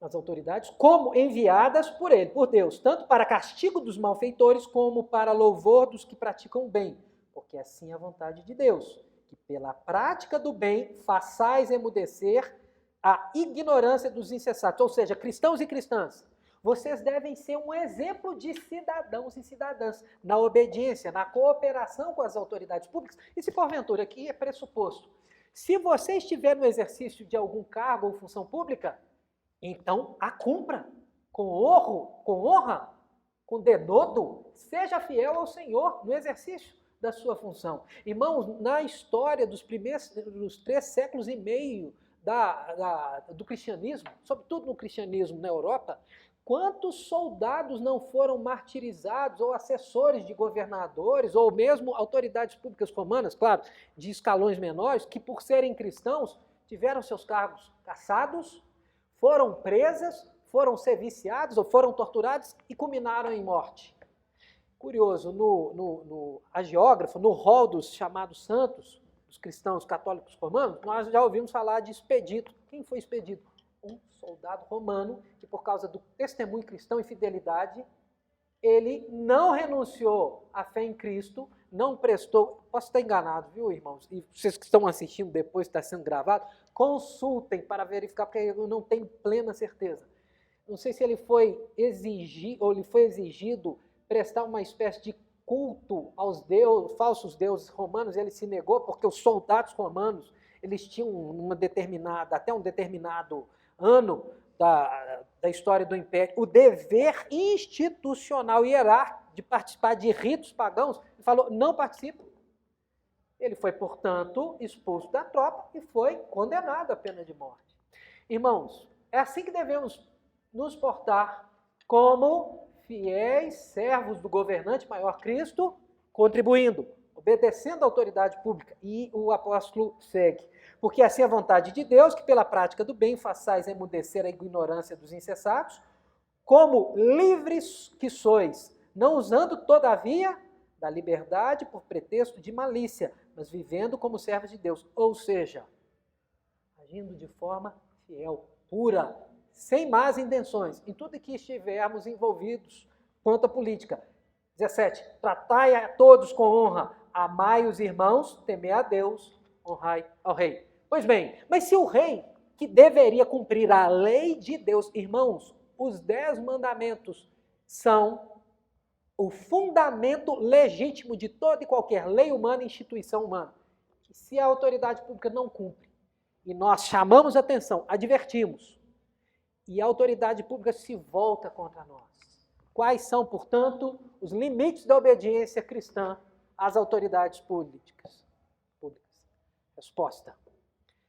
Os irmãos devem se recordar e as irmãs devem se recordar de que certa vez, o apóstolo, aliás, acho que foram todos os apóstolos, eles foram levados à presença de uma espécie de tribunal religioso político da nação judaica, o Sinedrim ou Sinédrio, alguns meses depois da ressurreição e ascensão do Senhor Jesus. E eles foram proibidos, não apenas na área do templo de Jerusalém, mas foram de forma categórica proibidos de anunciar que Jesus de Nazaré era o ungido e é o ungido de Deus Pai, o Salvador. O que os apóstolos responderam?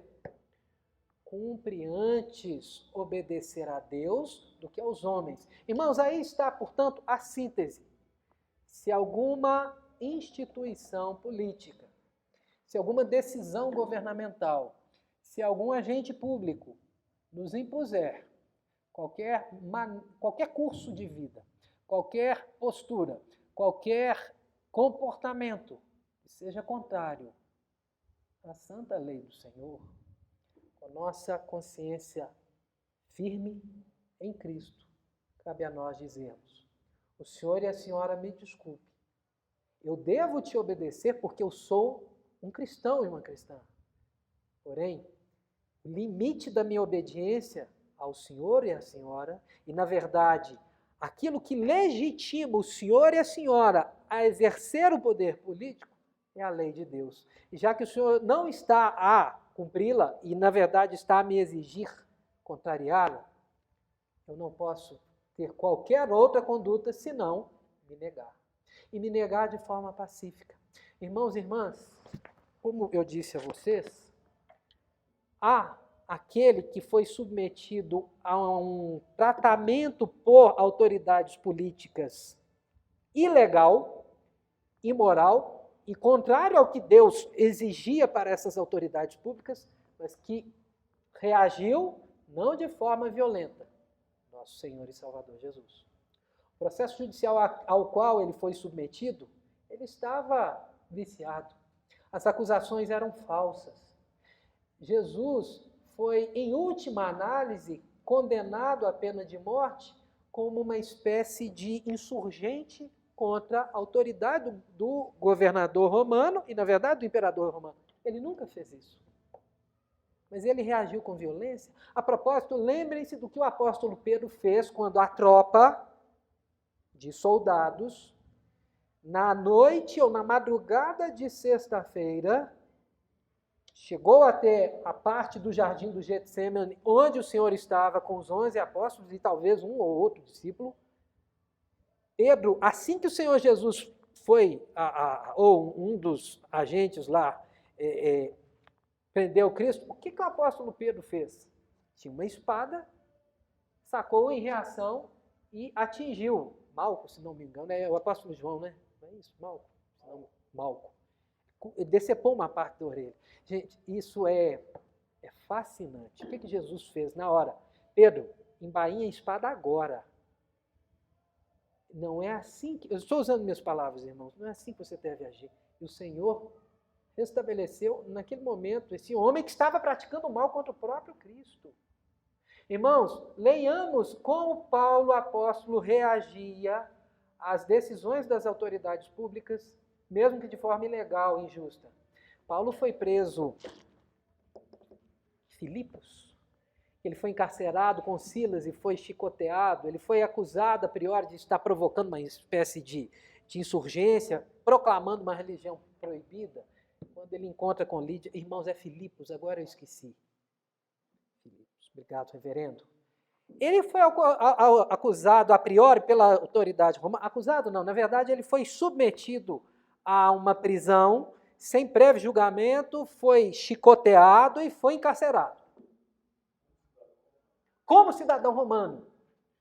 Ele, por acaso, agiu com força quando ele foi preso? Aliás, ele sequer mencionou que era cidadão romano até a manhã seguinte. Durante aquela noite memorável, Deus, de forma extraordinária, converteu o carcereiro, que era um soldado romano. Ou cidadão natural, na verdade, naturalizado. Não esqueci. Enfim, mas era um soldado romano.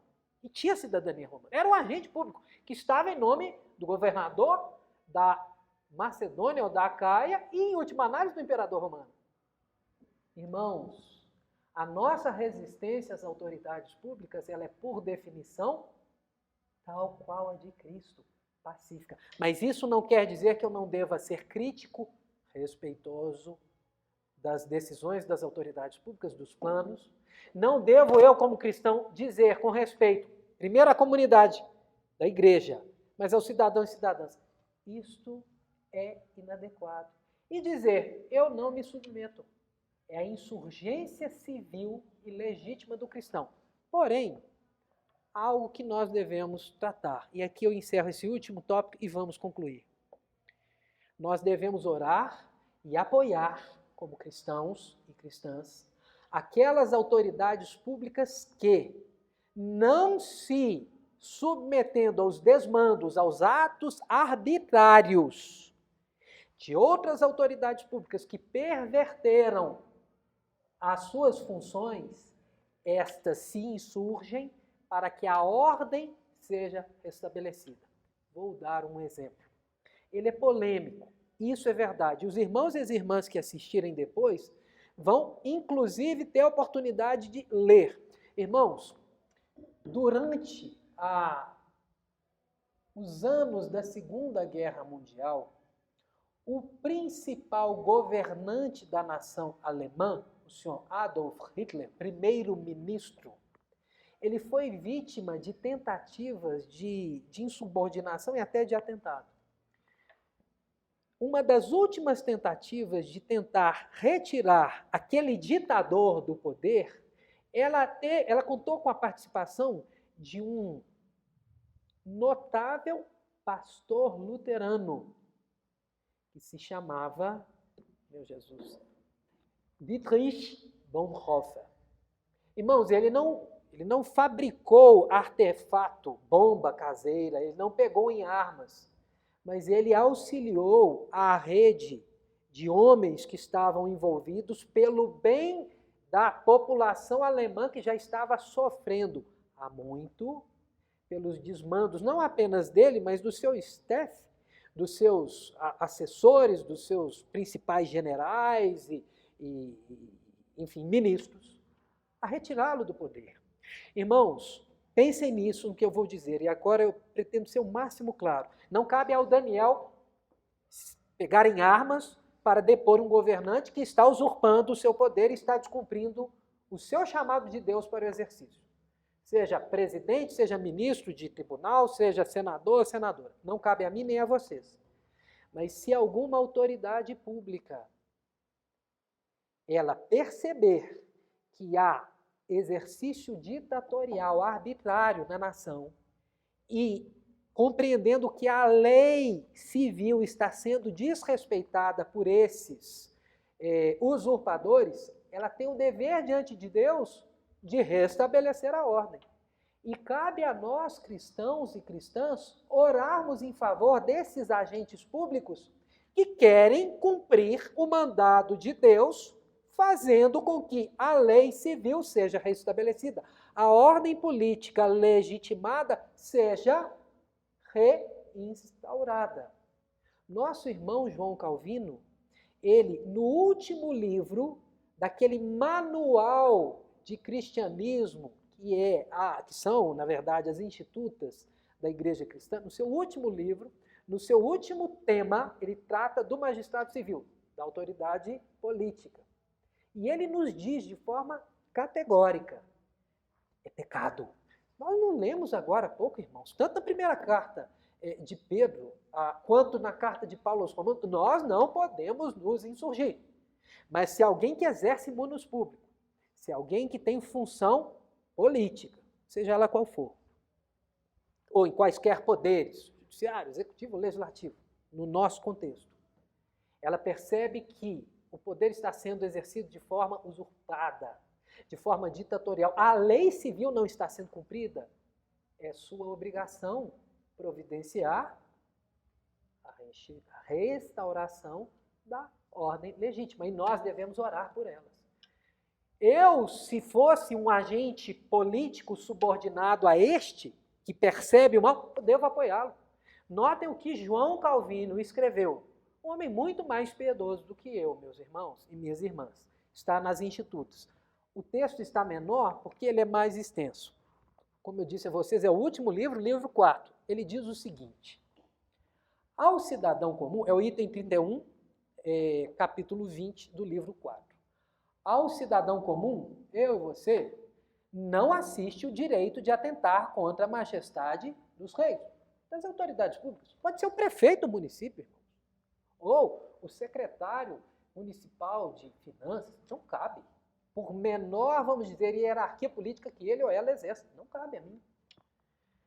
Os magistrados, porém, que são constituídos, magistrados aqui não são apenas juízes, qualquer autoridade pública, que são constituídos para a defesa dos direitos do povo, podem e devem resistir aos abusos dos soberanos. João Calvino está dizendo o seguinte: uma autoridade pública de hierarquia inferior, que percebe o exercício ilegítimo, ilegal, ditatorial de quem tem o poder superior, ela tem sim o dever de exigir que a lei seja cumprida.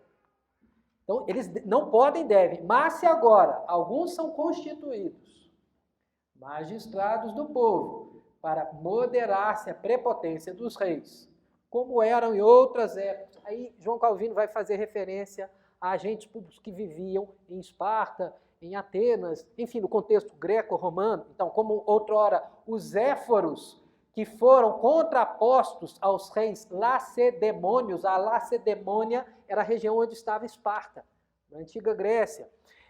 Ou os tribunos da plebe aos cônsules romanos. Quem eram os tribunos da plebe? Eram, por assim dizer, deputados eleitos pela casta não nobiliárquica do povo romano. Os aristocratas elegiam os senadores e os cônsules. O povo romano, a partir do início da República Romana, isso é mais ou menos século IV, terceiro antes de Cristo, eles tiveram a prerrogativa de eleger os seus próprios representantes, que atuavam em conjunto com os representantes, os políticos, os legisladores políticos, que representavam a classe superior. Continua João Calvino. Ou os demarcas ao Senado dos atenienses e, como estão as coisas agora, talvez também de qualquer poder em que em cada reino exerçam as 3 ordens representativas, quando realizam as suas assembleias gerais. Então, Calvino estava pensando no Conselho de Genebra. Era uma espécie de mix de funções legislativas, executivas e judiciárias. Quando se fala em 3 ordens, a grosso modo, não é bem isso, mas são essas 3 funções, legislativas, judiciárias e executivas. Pois bem, que realizam perdão, eu perdi, irmãos. A tal ponto, não os proíbo de, em função do seu ofício, resistir ao estuante desbragamento dos reis, ou seja, ao exercício arbitrário das autoridades superiores, que oprimem e assolam violentamente ao populacho humilde. Eu afirmaria que tão nefária perfídia, ou essa maldade imensa, não carece de sua dissimulação, visto que estão a atrair fraudulentamente a liberdade do povo, e agora eu vou enfatizar, da qual devem saber que foram postos por guardiães pela ordenança de Deus. Irmãos, se assim não fosse, a Revolução Inglesa, que permitiu, durante o século XVII, que a liberdade cristã protestante, de crença, de confissão, de culto, de proclamação do Evangelho, não teria se materializado ou continuado. Irmãos, se não fosse essa disposição de agentes políticos no exercício dos seus poderes, proteger o povo de forma geral contra o arbítrio, a reforma protestante teria terminado numa fogueira de Martinho Lutero. Por quê? Porque o imperador dos territórios, onde Martinho Lutero vivia, no estado da Saxônia, o Carlos V, ele havia deliberado, depois ou nos idos da dieta de Worms, que Martim Lutero poderia voltar para Wittenberg, a cidade onde ele era professor e, à época, o padre paroquiano, mas vamos dizer, ministro, reformador. Ele poderia voltar sem ser preso, mas depois o governador do seu estado, Frederico, chamado de o Sábio, deveria entregá-lo às autoridades imperiais para ele receber a devida punição. O que o governador, insurgindo-se contra a decisão do imperador e da dieta, irmãos, era uma espécie de senado, mix de senado, de Supremo Tribunal Federal, de Câmara dos Deputados. O que o governador fez? Ele sequestrou Martinho Lutero, ele dissimulou um sequestro, na verdade, e o colocou escondido por um bom tempo num castelo, numa outra cidade, esqueci o nome do castelo, Warburg, talvez, e lá ele teve a oportunidade de começar a tradução do Novo, ele terminou a tradução do Novo Testamento e deu sequência à tradução do Antigo Testamento, até quando se iniciaram as revoltas camponesas, os excessos que aconteceram lá na Saxônia, aí ele foi lá e voltou, mas enfim, irmãos, não fosse pela diligente ação dos políticos, a reforma não teria se materializado. E eu posso dizer, muito embora o início da reforma tenha ocorrido décadas antes de Calvino escrever esse texto, eles estavam agindo segundo esse espírito. Cabe a mim, como político, no sentido amplo, cumprir a lei de Deus. Ora, se decisões de outras autoridades vão suprimir ou vão contrariar a lei de Deus, cabe a mim, que tenho a autoridade, fazer com que a lei seja cumprida. Existe um texto que o reverendo pastor Franklin Ferreira escreveu no segundo semestre do ano passado a respeito desse tema. Eu vou pedir o reverendo Marcelo Germano e o presbítero Tiago que me mandem uma mensagem para eu procurar esse texto. É um primoroso texto. Por quê? Franklin, ele é teólogo, pastor de uma igreja batista e ele também é um historiador da igreja. É um texto muito interessante que ele trata disso, os limites da obediência cristã às autoridades e o apoio que nós devemos às autoridades que pretendem agir de forma correta segundo a lei de Deus. A síntese é essa, irmãos. E nós então concluímos, desculpe, até acho que passei do prazo. O que nós devemos então considerar, em resumo? Eu creio que seja adequado nós concluirmos que é imperioso nós reformarmos a maneira como temos pensado e praticado a política na condição de cristãos e de cristãs.